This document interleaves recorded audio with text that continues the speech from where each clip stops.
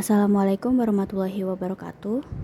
Perkenalkan, kami dari kelompok 9 akan memaparkan tentang penulisan laporan bisnis.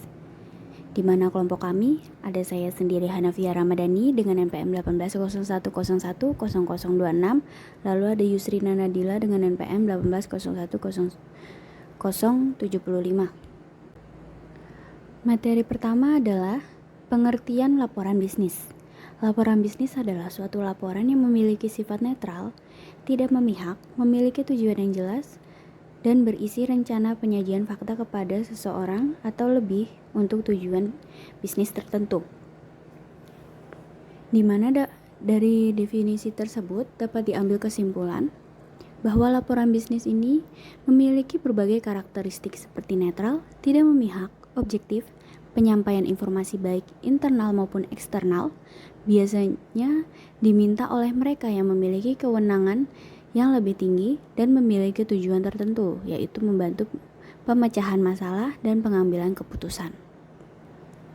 Bagi suatu perusahaan, umumnya penulisan laporan bisnis digunakan untuk memenuhi berbagai keperluan, seperti untuk memonitor dan mengendalikan operasional perusahaan, untuk membantu mengimplementasikan kebijakan-kebijakan dan prosedur-prosedur yang telah ditetapkan perusahaan, untuk memenuhi persyaratan-persyaratan hukum dan peraturan-peraturan yang berlaku bagi perusahaan, untuk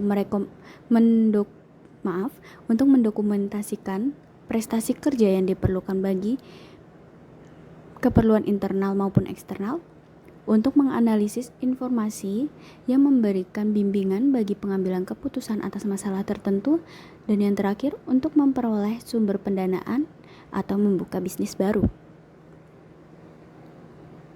Yang selanjutnya adalah penggolongan laporan bisnis, di mana ada beberapa klasifikasi dalam laporan bisnis.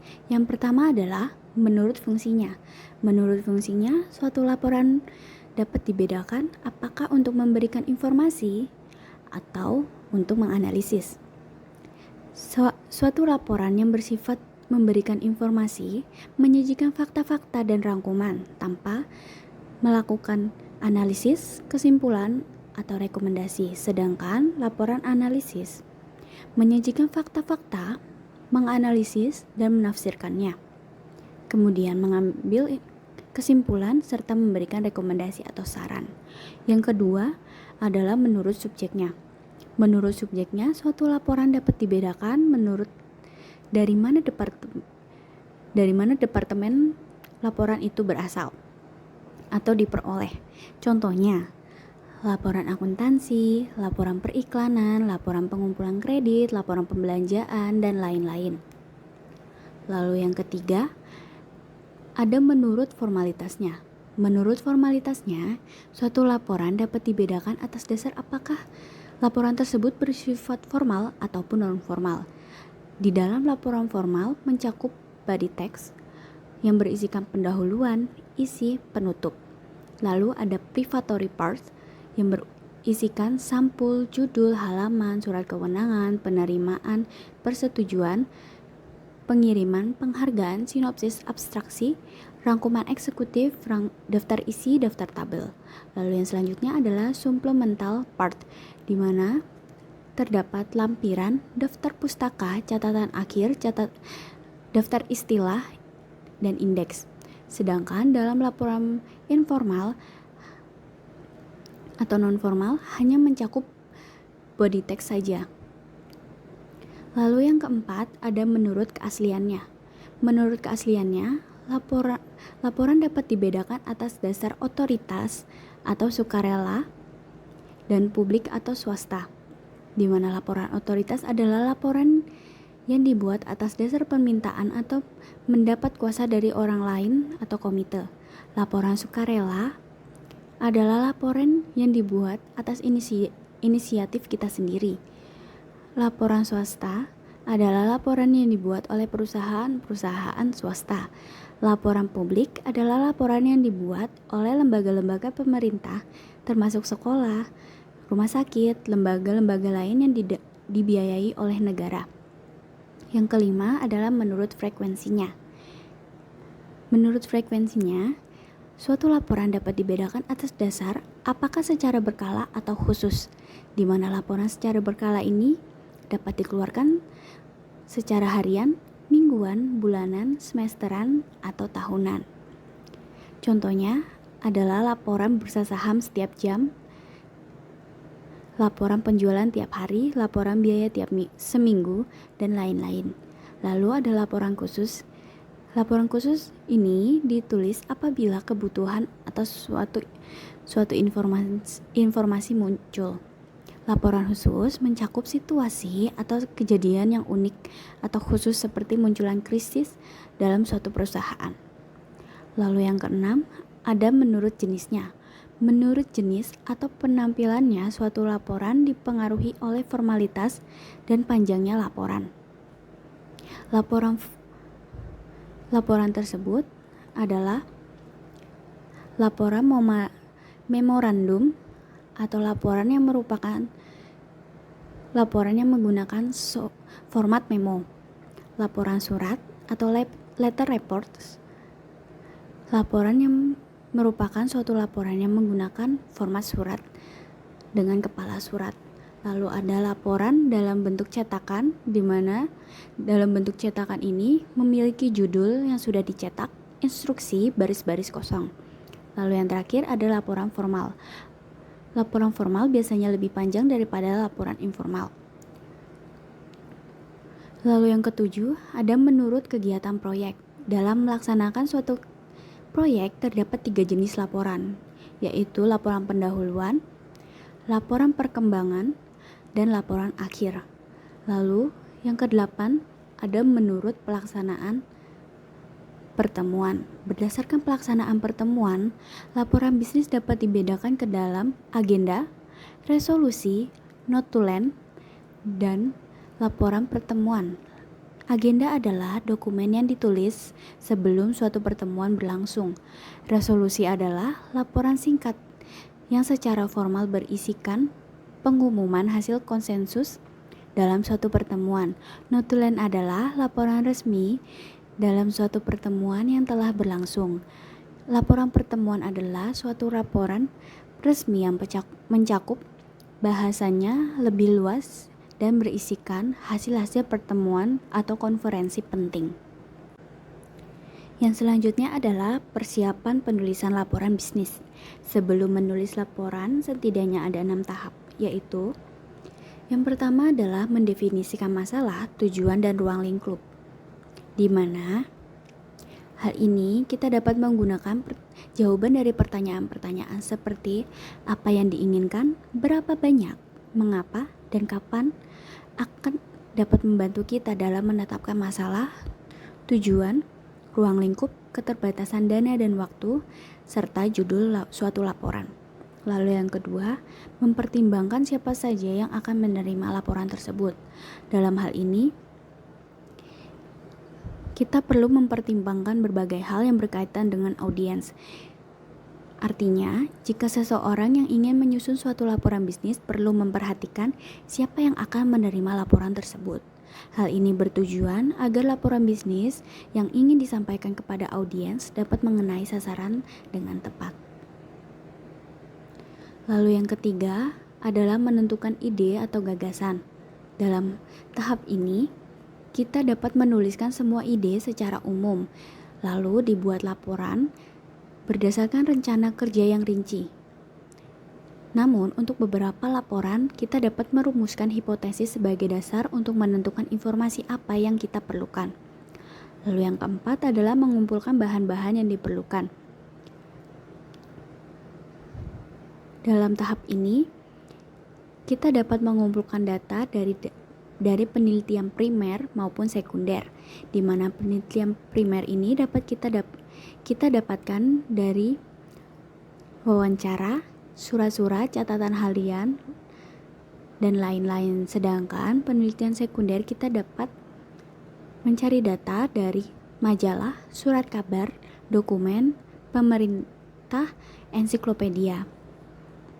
Lalu yang kelima adalah menganalisis dan menafsirkan data. Untuk laporan singkat, tahap ini hanya memerlukan waktu yang sangat singkat. Namun, untuk laporan panjang seperti laporan analisis, hal ini harus berdasarkan fakta yang diperoleh dari berbagai sumber. Kita harus seobjektif mungkin, jujur, dan tidak pernah menghilangkan atau memanipulasi fakta yang relevan. Lalu yang terakhir adalah mengorganisasi data dan mempersiapkan kerangka akhir. Setelah kita menganalisis dan menafsirkan data secara hati-hati, kita dapat mengorganisasikan hasil temuan dan membuat kerangka atau outline akhir. Namun, sebelum kita menyiapkan kerangka, kita harus mengetahui tubuh laporan dan mempertimbangkan berbagai metode pengorganisasian dan kerangka. Yang selanjutnya ada bagian pokok laporan bisnis. Yang pertama ada pendahuluan. Di dalam bagian pendahuluan ada 11 hal yang perlu kita pertimbangkan. Antara lain yang pertama ada pemberi kuasa, di mana pemberi kuasa adalah orang yang meminta laporan. Lalu ada layout atau rencana presentasi yang menceritakan kepada pembaca apa saja yang akan dibahas dalam laporan bisnis. Lalu ada masalah yang biasanya didefinisikan pada awal-awal bab pendahuluan. Lalu ada maksud, di mana ini adalah tujuan, misi, strategi, atau sasaran. Lalu ada ruang lingkup yang berkaitan dengan luas cakupan atau batas pokok pembahasan. Lalu ada metodologi yang mengacu pada metode apa yang kita gunakan dalam pengumpulan informasi. Lalu ada sumber-sumber, ada sumber primer dan ada sumber sekunder. Lalu ada latar belakang yang berisikan informasi untuk memperoleh gambaran secara menyeluruh dan pemahaman yang jelas terhadap suatu pokok bahasan. Lalu ada definisi istilah yang menggunakan istilah yang memiliki beberapa penafsiran. Dan kita harus menjelaskan kepada pembaca definisi seperti apa yang kita maksudkan. Lalu ada keterbatasan seperti hal, dana, waktu, asisten peneliti, atau data yang tersedia. Lalu ada rekomendasi yang menjelaskan tentang keputusan apa yang perlu dilaporkan dalam suatu laporan bisnis, misalnya keputusan antara membeli mesin baru atau mesin setengah pakai, dan lain-lain. Lalu yang selanjutnya ada teks. Teks merupakan bagian terpanjang dalam laporan suatu bisnis, di mana dalam bagian ini membahas dan mengembangkan hal-hal yang penting secara rinci. Penulisan laporan bisnis yang baik harus mencakup temuan fakta yang penting dan relevan, serta membuang hal-hal yang tidak perlu dan tidak relevan dengan maksud penulisan laporan bisnis tersebut. Lalu yang terakhir ada bagian penutup yang berfungsi untuk merangkum laporan secara menyeluruh, di mana dalam bagian penutup ada beberapa hal. Yang pertama adalah rangkuman. Rangkuman berisikan ringkasan pembahasan secara menyeluruh. Lalu ada kesimpulan. Kesimpulan adalah fakta-fakta yang dibahas. Lalu ada rekomendasi. Rekomendasi adalah saran pada suatu program tindakan yang didasari pada kesimpulan yang telah dibuat.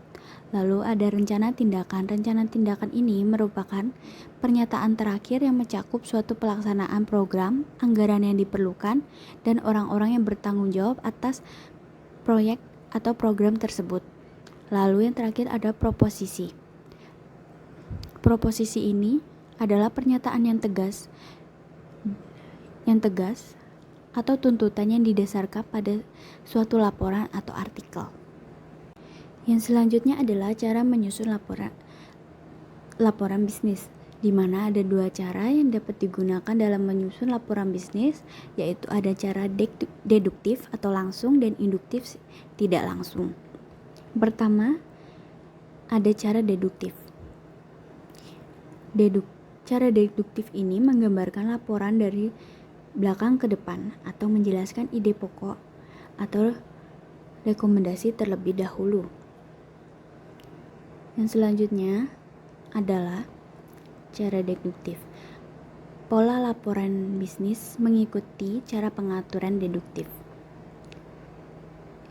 yaitu ada yang pertama bagian penutup, pendahuluan, teks bahasan, atau pendahuluan, bagian penutup, teks atau pembahasan. Yang selanjutnya ada karakteristik cara deduktif. Yang pertama, eksekutif yang sibuk. Yang kedua, lebih suka menentukan sesuatu segera. Yang ketiga, ingin mengetahui good news atau informasi netral. Yang keempat, ingin menganalisis data lebih baik sehingga lebih mudah. Jika kesimpulan dan rekomendasi dicantumkan di awal laporan. Yang kelima, ingin mengetahui pandangan penulis dengan segera. Yang keenam, lebih menyukai laporan yang disusun dengan cara deduktif. Selanjutnya akan dijelaskan oleh rekan saya. Cara menyusun laporan bisnis yang kedua yaitu ada cara induktif. Cara induktif menjelaskan fakta-fakta yang ada sebelum ide-ide pokok, kesimpulan, atau rekomendasi dikemukakan. Karakteristik dari cara induktif itu mengetahui penjelasan secara rinci agar dapat memahami kesimpulan dan rekomendasinya. Yang kedua, kesimpulannya tidak bias dan dapat menerimanya. Yang ketiga, perlu membaca keseluruhan laporan, bukan hanya bagian akhirnya saja.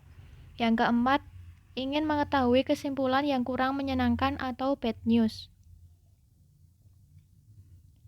Cara menyusun teks laporan bisnis. Yang pertama, membuat topik atau kriteria. Yang kedua, menyusun urutan suatu peristiwa atau kejadian. Yang ketiga, mendeskripsikan lokasi atau tempat. Yang keempat, menjelaskan suatu proses atau prosedur. Yang kelima, menyusun urutan tingkat pentingnya secara alfabet. Yang keenam, menyusun urutan tingkat familiaritas. Yang ketujuh, menyusun sumber-sumber yang digunakan. Dan yang terakhir, pemecahan masalah. Metode kerangka. Kerangka yang baik untuk laporan itu yang panjangnya 2 halaman atau lebih. Kerangka akan membantu dalam melihat hubungan di antara topik, membandingkan proporsi, dan judul. Kemudian ada jenis-jenis judul. Yang pertama adalah judul topik. Judul topik itu merupakan judul yang paling familiar atau umum dan terdiri atas kata tunggal, beberapa kata, atau frase singkat. Yang kedua itu ada judul kalimat lengkap. Judul kalimat lengkap selalu mencakup subjek dan predikat. Yang ketiga ada judul kalimat imperatif. Judul kalimat imperatif itu judul yang menyerupai perintah, dimulai dengan suatu kata kerja dan tidak memiliki subjek. Yang keempat ada judul varian. Biasanya dimulai dengan partisipal. Format kerangka. Untuk kerangka singkat atau pendek, yaitu hanya 3 atau 4 judul dan subjudul. Selanjutnya untuk kombinasi angka huruf paling populer dalam dunia bisnis dan sekolah-sekolah. Sistem desimal lebih banyak digunakan dalam laporan sains atau teknik. Sementara kombinasi angka huruf lebih banyak digunakan oleh mereka yang suka dengan huruf-huruf sebelum sampai pada judul utamanya. Kemudian cara menyusun judul dan subjudul. Yang pertama itu tempatkan ide-ide yang paling tertinggi, lalu pertimbangkan panjang laporan, subjek, dan pembaca. Yang kedua, menjaga keseimbangan masing-masing bagian. Yang ketiga, membagi suatu topik paling tidak mempunyai 2 subjudul. Yang keempat, pertimbangkan dengan baik, jangan terlalu banyak dan jangan terlalu sedikit untuk subjudul. Dan yang terakhir, tidak pernah menggunakan judul laporan sebagai bagian subjudul.